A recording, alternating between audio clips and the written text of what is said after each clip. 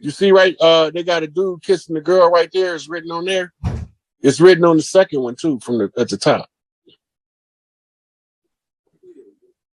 That right there is an ancient Chaldean creation. Now, notice I said Chaldean. Mm-hmm. They talk about this in the Holy Sephira, and they teach them how to make gulams in the Babylonian money magic. And the purpose of a gulam was to do their dirty work without them being caught. Mm-hmm.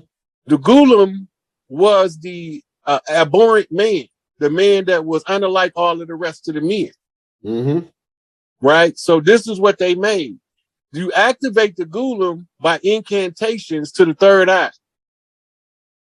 Yeah, okay. I see it. Right, I see it right here. You doing it right there, the sign.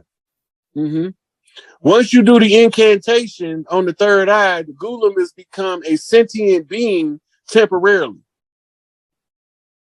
He's artificial intelligence being programmed. The chip that you put in the programming, they show you on the Jews with the box on their forehead. Mm-hmm. The box on the forehead represents the program, the computer program. Mm-hmm. And the computer program go back to the black box. Where's the black box at? Yeah, where's the black box? Mecca. Inside of the airplane. It's Mecca. Oh yeah, that's right. The Kaaba.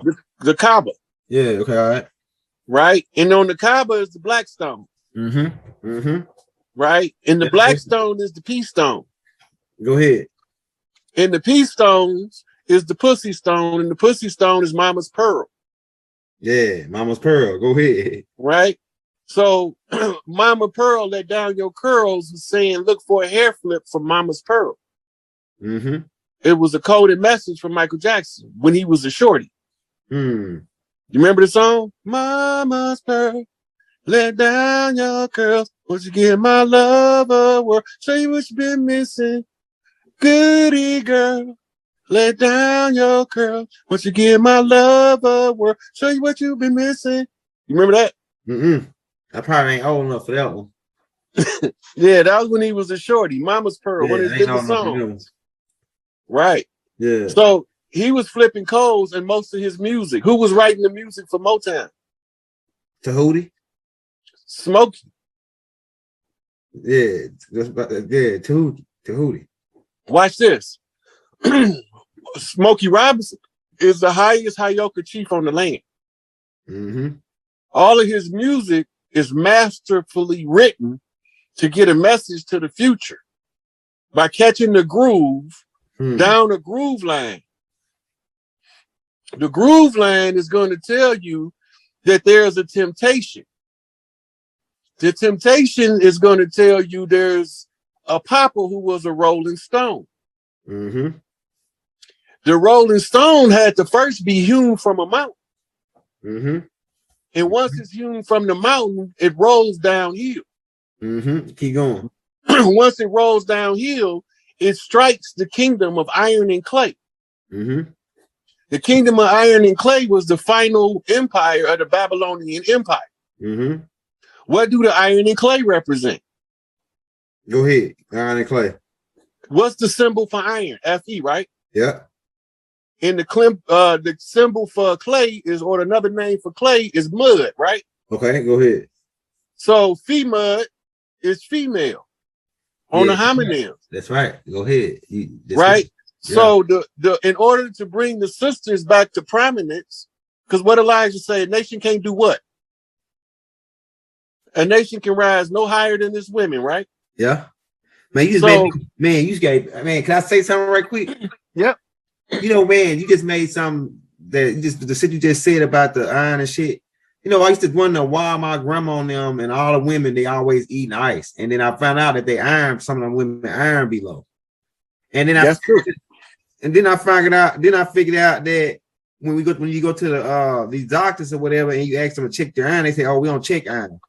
And iron, Dr. Sabi said that most people or the women, they deficiency in iron. They immune, and iron is for your immune system, and it helps your red blood cells carry oxygen to your different organs. So do you think that all that plays a part in why we not winning right now? Why we about to start winning though. But no, this shit over with, dog. We done won like a motherfucker. We done won like a motherfucker. We showing the people how we won. Yeah, go ahead. Hey, fair and square, right? Fair and square. Right. So once you expose the devil to the public, I just showed y'all who Emil was. Go ahead. Right. Now, if you can look him up, if you go to YouTube, you can look up Maitreya appears in Africa. Okay. And that's how you will find the video showing him walking around, and you can listen to the story of the bullshit he running. Right there, right in Africa. Yeah. Yep. You mean pull it up right now? You want to? Hell yeah. Let's get this pull that shit up. Let's get this nigga right now, man. Oh, when I seen the drop bomb, I thought you was pulling it up. Let's get this nigga right now, cuz. You know what I'm saying? Hell yeah. Well, wait. We can't sleep on this. Hold up. Let's get this nigga, man. I want to hear what this nigga said. I want you to break this nigga down. Hold up. What'd you say the nigga name was, man? Maitreya. Matreya. In Africa. They was clean and leave it alone. Now, if somebody found out it was in their family, they were supposed to address it publicly. That matter that was done in Brooklyn where the boy got robbed for the Rap-A-Lot chain came out of my clique and we ain't know nothing about it. You know, but it's straight now. We took care of that. You know, that's how they were supposed to handle it. Whereas that's why he said we have to get an understanding. He ain't threatened nobody. He didn't say nobody did anything other than whatever is going on up there, those I respect, and he hashtagged them all. But none of them was supposed to openly and publicly respond if they following the code of the street. They was just supposed to go check their camps. Individuals check their camps.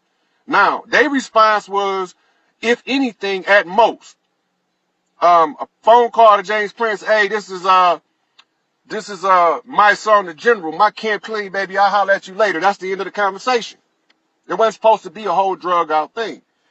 And these reporters, by forcing people like Fat Joe to make a verbal response by continuously asking them about it, is putting his life in danger.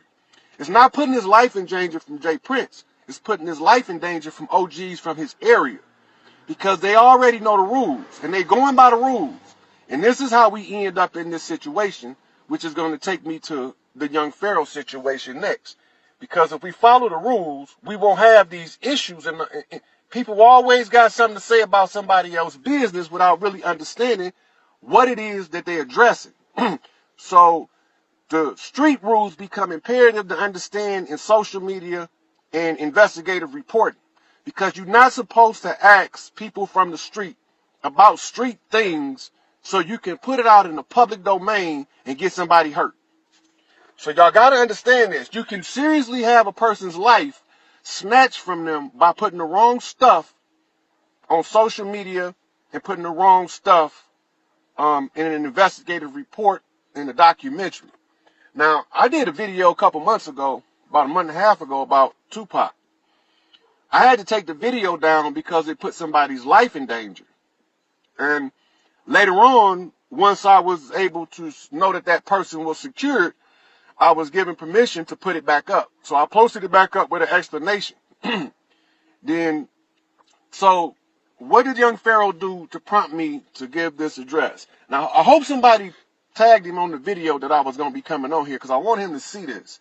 I am very, very proud of young Pharaoh to begin with for his courage and for his determination to deliver what he perceived as the truth against all odds, because he don't even understand the odds he's facing when he's addressing certain issue, or he have the courage to withstand the backlash of those odds.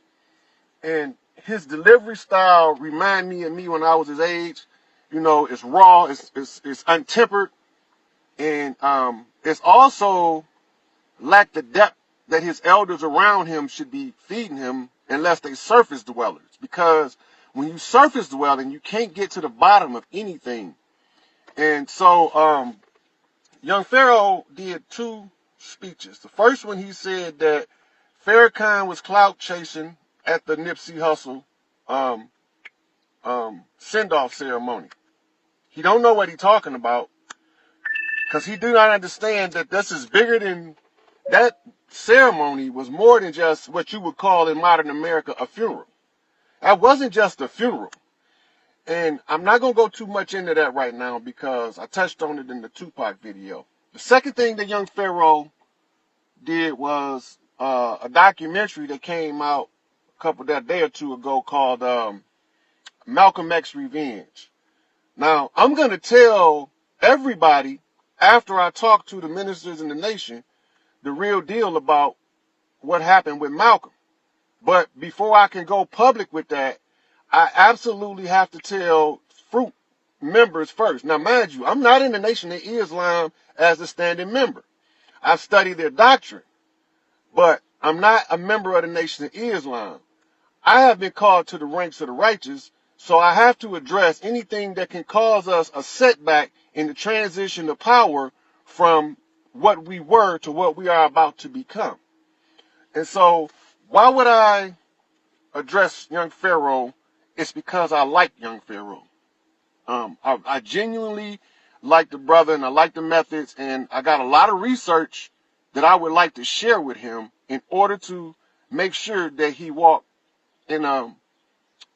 flawlessly along his path, because he got the skills to pay the bills. He know how to deliver the information, but he's not getting depth information. He's getting the surface dwelling, divide and conquer information. He's not getting the unity doctrine.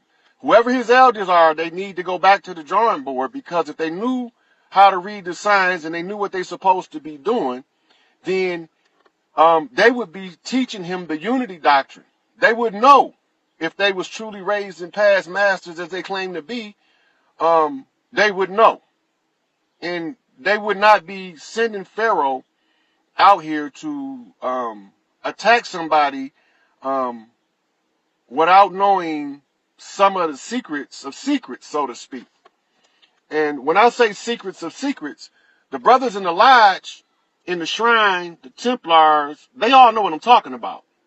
But many of the lay person, the average person that get up in the morning and go work a job 9 to 5, pay their bills, and don't worry about what's going on in the world, they have no clue. We are living in what you call a bifurcated world. Our world is broke up into two parts, the spiritual world and the physical world. And so what we see with the naked physical eye is not necessarily the spiritual essence behind it or the spiritual catalyst or motivator. In saying that, the Malcolm X situation is not what we think it is. Now, I got to say this about what young Pharaoh, because I listened intently. On the surface, everything that he said is correct on the surface. Everything he said correct on the surface. But he don't understand the motivators. He don't understand the fact that we coming out of a redemption process for those who allowed some atrocities to take place on earth that allowed us to be persecuted as we persecuted others for a prolonged period of time, much longer than 400 years that we've been suffering. And so, because Pharaoh's elders are not getting him the correct information to effectively deal with this situation, deal with this matter, I'm offering. So anybody know young Pharaoh, put him on my page. He inboxed me one time. I'll give him my number and he'll have all of the information I got access to, and I give him all the references he needs in order for him to stop launching this futile attack against Farrakhan and the Nation of Islam. Because when he see what's coming next, his mouth gonna hit the floor, as will most people, because they think they know, but they don't. Now, so this goes to Pharaoh, Polite, Crumb, all of them Setis, Sutan Seti, Sarah Seti, the Flat Earthers, the Hollow Earthers. We cannot continue to bicker and fight each other and claim we are trying to get from under an oppression. As long as we bickering and fighting each other and we talking about we trying to get from under this oppression, this is the changing of the guard. And there's only two things required. And that's to respect the women and to stop fighting each other. That's it.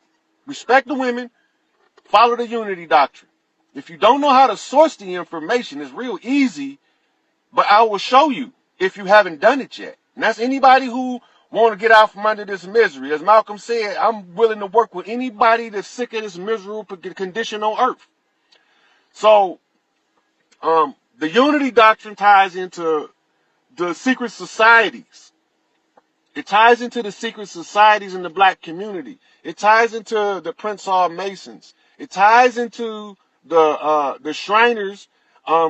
It ties into all of the Templars. All of this goes back to the unity doctrine, being that if you want to, okay, the prophecy said, now if it's a prophecy, there's a series of signs in place to read a prophecy.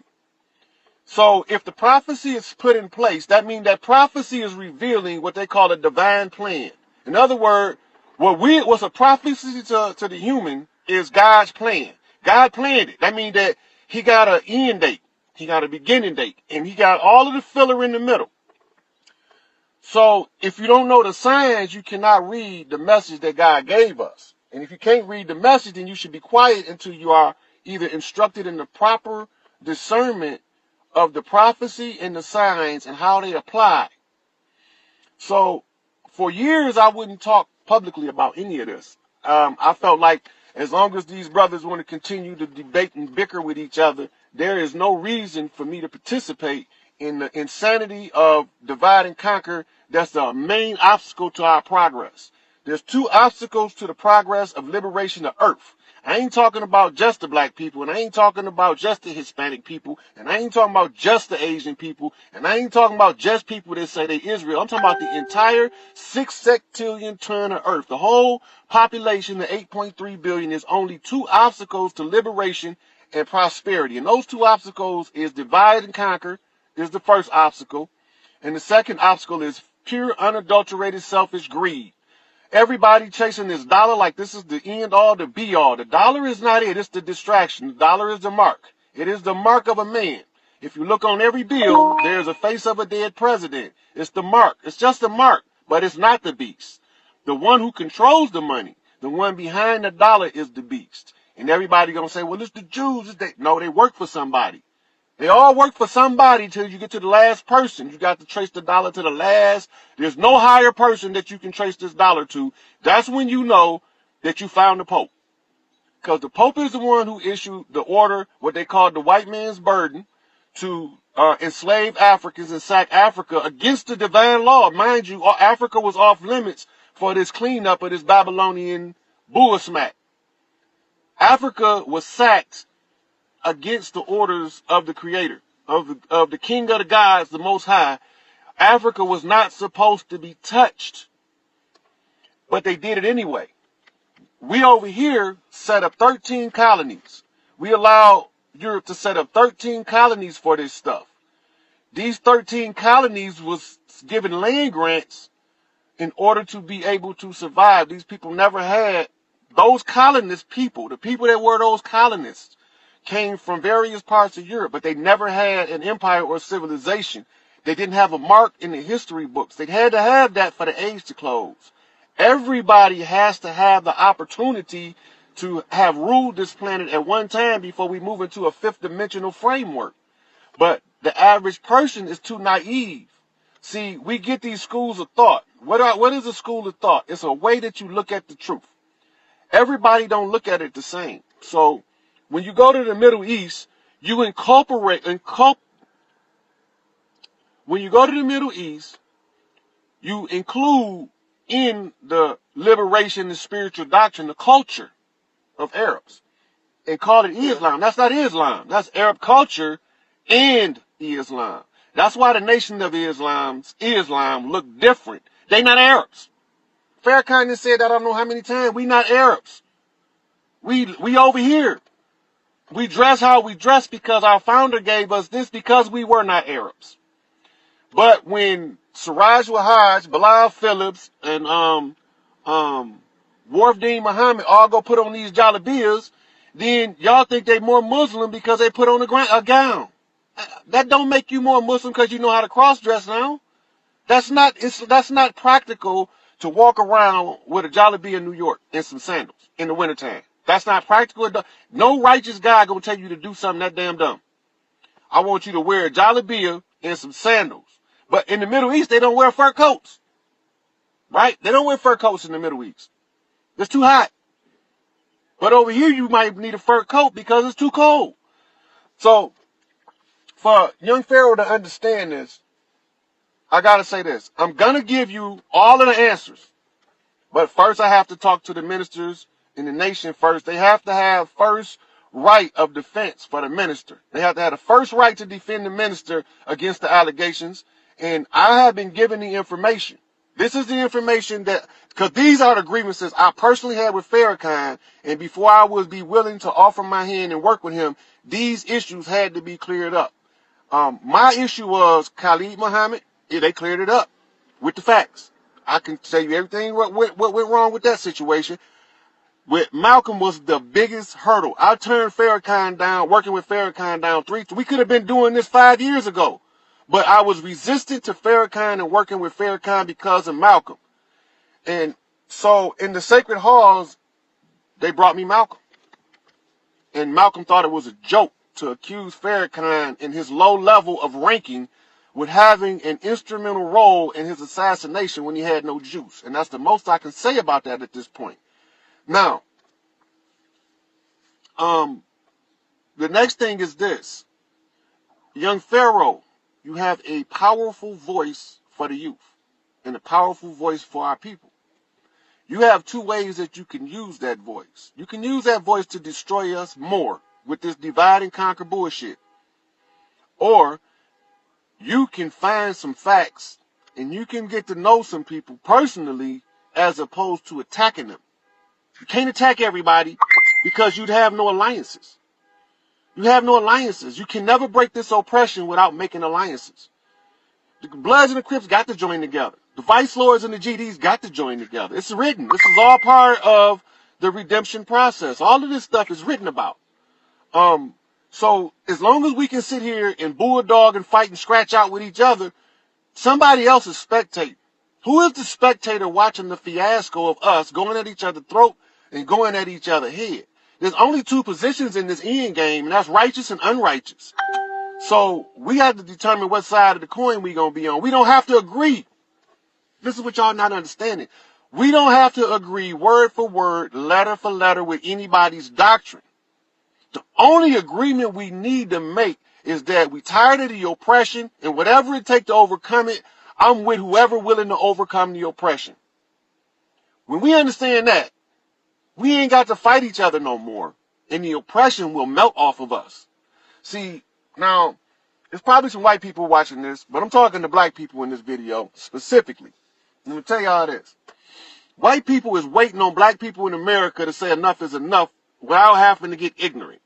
In other words, they waiting on us to come with a sensible description of the situation that can be verified through a historical timeline.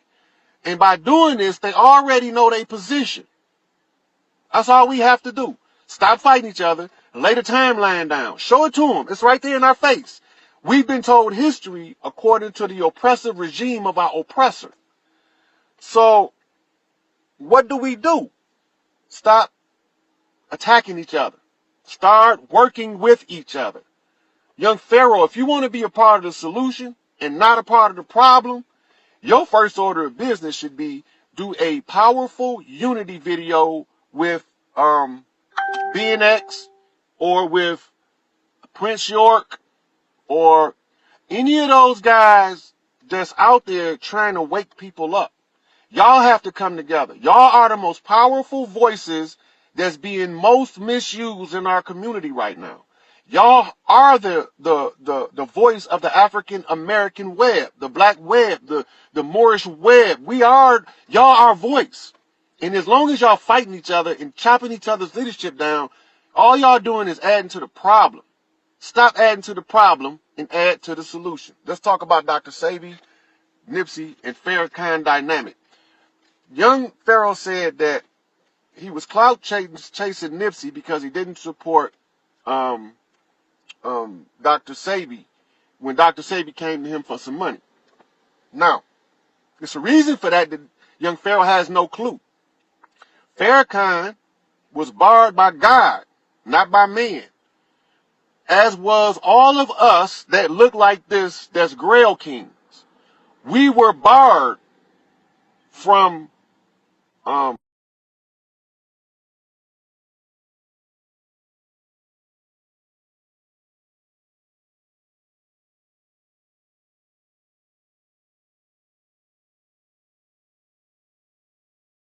Self Sizzle, the dream of thought being big, that's his Titan form.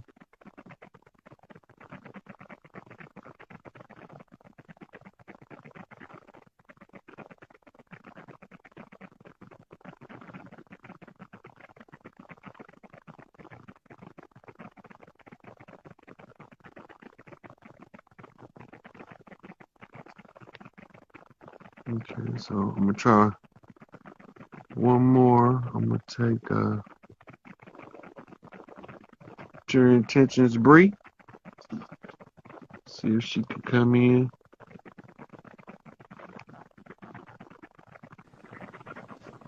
Hey, Hey, how you doing? how you doing? I'm good. Where you calling from? I'm calling from Atlanta, Georgia. ATL in the house. Roll bout. Yes. Let's get it in. Well, I just was really Miss ESPN. I know her from social media and she has a really good aura. Like she's a really good person. And it was like she was live, so I just jumped on and I seen you talking to her and I immediately connected with your spirit. So I said that I wanted to, follow you, which I did, and I just wanted to introduce myself. Um and just say I like what you're doing. I like your energy. I like what you stand for. I love the way you translate dreams and you pick up very quick. Appreciate that. So this is my secondary page. My primary page is the Rod Hayes page. Okay. So is And this like business or personal? Which one is the best one to reach you at? I'm I'm blocked on Rod Hayes right now. That's why that live was over here and not over there. This is my backup page. Okay. And Right. where you from? Where you live? Right now I'm in Pontiac, Michigan. Oh, okay. I'm from Michigan. That's where I'm from. What part? Kalamazoo? I know where the zoo at. I got some Yeah. homeboys from the zoo. Oh, you do? Yeah. Wow, that's dope. So I heard you like doing your translating your dreams and like you was reading Miss ESPN when I came in and the reading was on point. I do readings myself.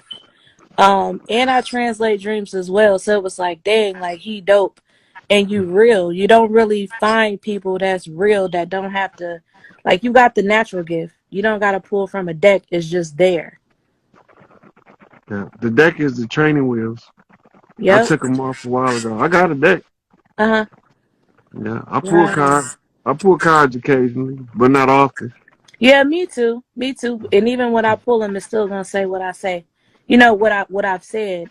Let me see if I could think of anything. I don't know because I be knowing what my. Okay, so you were just talking about the last girl, how her grandmother was coming back through her daughter, right? Yeah. So I had just did a reel the other day, and I said, well, what is everybody's outlook on death, right? When you pass away, are you reborn or do you sleep, right? And the reason why I say that is every time somebody passes away, somebody's born. So I'm always open to the different possibilities of the other side, if that makes sense. Yeah. So I'm gonna tell you what happened. Hmm. You don't sleep. You do not sleep. Sleep is a three-dimensional demand on the body based on the spiritual energy being used up faster than the physical body can replenish. So you need sleep to rest the body. When you Exactly. leave that body, You never when you leave, sleep. you ain't no sleep. You don't. There's no fatigue. Right. There's no tired. There's no exhaustion. Right. Right. But Right. there's also no hungry. But Right. there's craving. Mm. That's the crazy part. There's no hungry, but there's craving. So when you say craving, what do you mean by that? So between my last life, my name was Dennis. I got shot in 43rd in Chicago, right? And between the two lives, Dennis and this one, all I wanted was some fried chicken.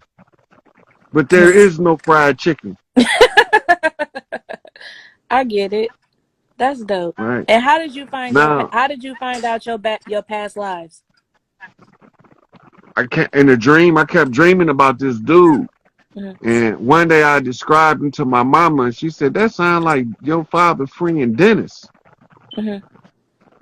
Right? And I had already had his name from a dream, but I never told my mama. It spooked the shit out of me. Right? But at the time, I still don't know that's who I was in my last life. Until I seen me get murdered. In a dream. Yep. I seen the whole murder play out. Wow. And you know what? So with the whole spirituality thing, I take it day by day and I pray. I'm open to different things and I go by what I feel in my heart and I connect with my spirit, right? And it's so strange because a lot of people, when I first got into like spirituality, it was back in 2010. And I would always see things in my dream and then it would happen. It could be past, present, or future. And like these group of people that I ran into that was spiritual, they kept telling me that I had the soul of Ruth. So Ruth is Ruth in the Bible was the Moabitess. Her job in the book was family redemption. And she was taking care of Naomi. Yes. Right. And Naomi was her mother-in-law from her husband that passed. Right. And then she had a sister wife named Orpha. That's who Oprah named after. But her name was Orpha. Now Orpha decided that she didn't want to go with Ruth and help her to tend to Naomi. Her best friend, right? That's her sister wife. They was married to the same husband. Oh, I thought they was married to best friends. No? They were sister wives. What? Okay, so I must have got a misunderstanding. I thought they was married to best friends. Like Oprah married the brother and she married her husband. No, so you talking about at the end of the story. Because when Orpha went off, she married somebody else. And Ruth waited for the family redeemer. Because without the family redeemer,